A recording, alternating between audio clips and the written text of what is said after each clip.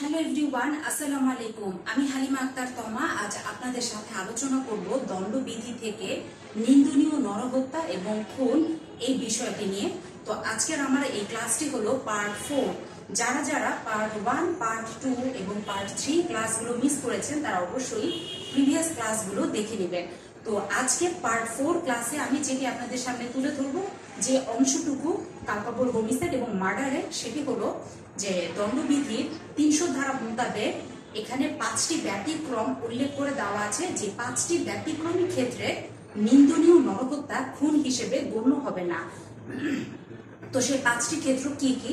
প্রথমেই sudden provocation বা গুরুতর উত্তেজনা দান, দ্বিতীয়ত রাইট টু প্রাইভেট ডিফেন্স আত্মরক্ষা, তৃতীয়ত গভর্নমেন্ট স্টাফ অর অফিসার কর্তৃক হত্যা, চতুর্থ আকস্মিক মৃত্যু এবং পঞ্চম সম্মতি সহকারে মৃত্যু। এই হলো 5টি পয়েন্ট, 5টি ক্ষেত্র। তো চলুন বিস্তারিত আলোচনার দিকে এগিয়ে যাই।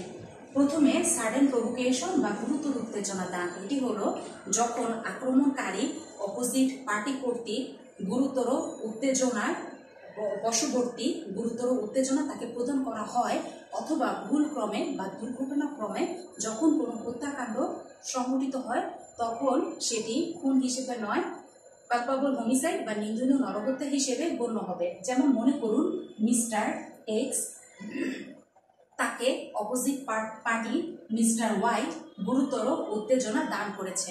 এখন এই গুরুতর উত্তেজনা দানের ফলে মিস্টার এক্স তার স্বাভাবিক চিন্তা ভাবনা, তার আত্মসংযম শক্তি সে হারিয়ে ফেলে যখন মিস্টার ওয়াই এর উপর আক্রমণ চালায়, এবং সে আক্রমণের ফলে যদি ওয়াই এর মৃত্যু ঘটে তাহলে এক্স সে খুন করেছে হিসেবে গণ্য করা হবে না, বিষয়টি কালপাবল হোমিসাইড হিসেবে গণ্য হবে।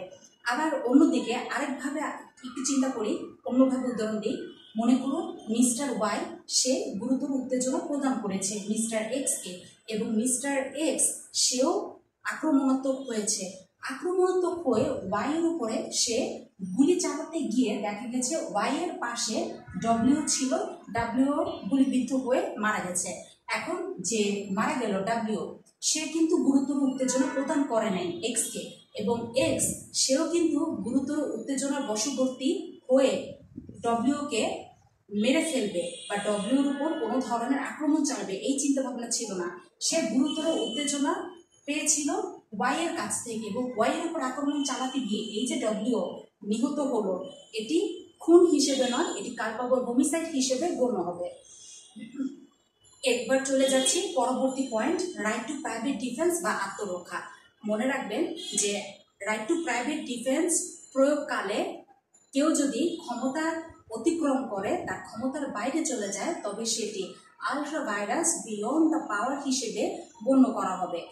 মনে করুন মিস্টার এ তাকে অপোজিট পার্টি মিস্টার বি বিশাল একটা পাথর খণ্ড নিয়ে এগিয়ে আসছে, মিস্টার এ তার মাথার উপরে ভাঙবে এই পাথর। এখন পাথর তো আর ভাঙবে না, মিস্টার এ তার মাথাটাই থেতলে যাবে, সে মারা যাওয়ার সম্ভাবনা আছে, সে মারা যাবে।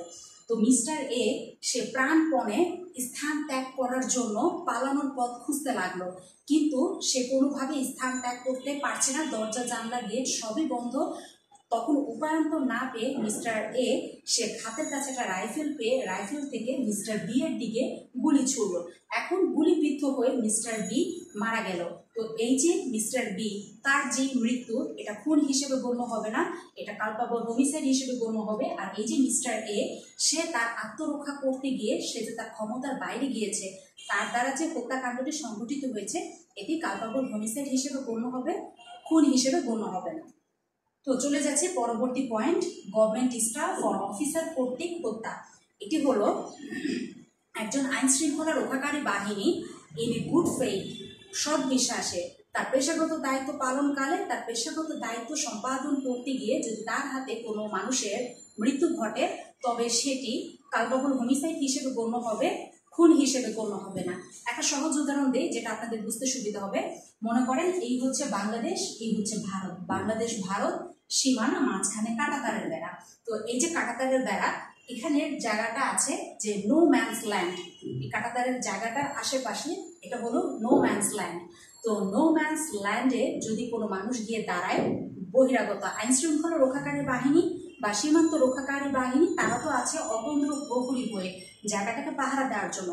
তো যদি কোনো ব্যক্তি এই নো ম্যানস ল্যান্ড এখানে গিয়ে দাঁড়ায় বা সীমানা অতিক্রম করার চেষ্টা করে বেআইনিভাবে, তখন যেটা হয় যে নিরাপত্তা রক্ষী সীমান্ত রক্ষী যারা আছে তারা গুলি ছুড়ল।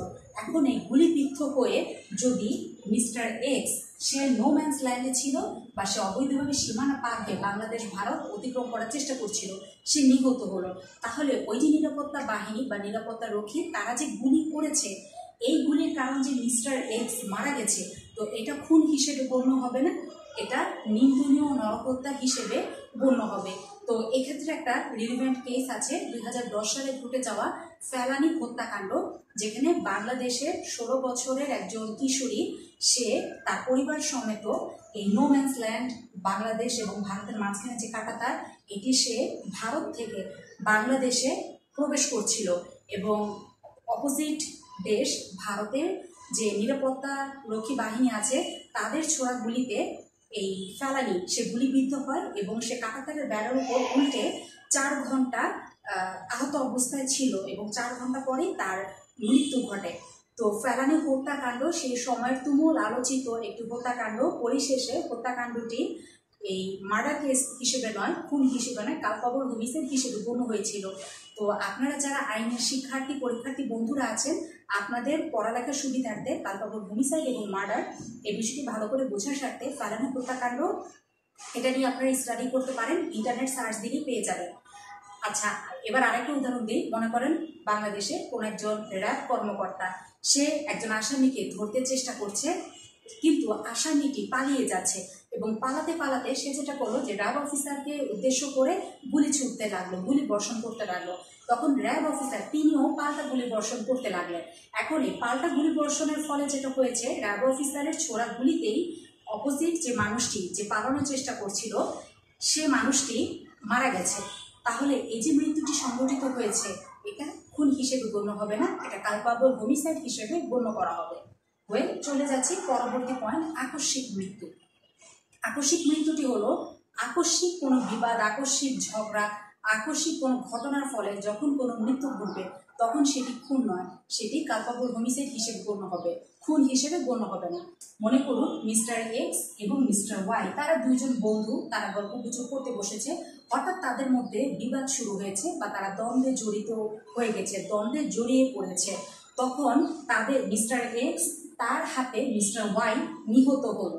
তাহলে এখানে কে আগে দ্বন্দ্ব শুরু করেছে, কে আগে আক্রমণ শুরু করেছে, কে আগে গুরুতর উত্তেজনা দান করেছে, এটা বিবেচনা করার বিষয় নয়। বিবেচনা করার বিষয় যে ঘটনার আকস্মিকতা, আকস্মিক দ্বন্দ্ব, আকস্মিক বিবাদ, আকস্মিক মৃত্যু।